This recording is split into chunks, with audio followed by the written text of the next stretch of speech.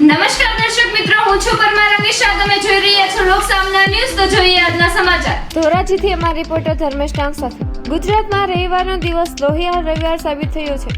રાજકોટ જિલ્લાના જેતપુર પાસે ગંભીર અકસ્માતો સર્જાતા અરેરાડી વ્યાપી ગઈ છે. જે તસવીરો સામે આવી છે તે જોઈને તમારો કાળજો પણ કંપી ઉઠશે. ઘટનાની વિગતો એ છે કે જૂનાગઢમાં મહાશિવરાત્રિના મેળાની મજા માણીને જેતપુર તરફ ફરી રહેલા 4 મિત્રોની કારને જેતલસર રેલવે ઓવરબ્રિજ પર ગમખ્વાર અકસ્માત નડ્યો હતો.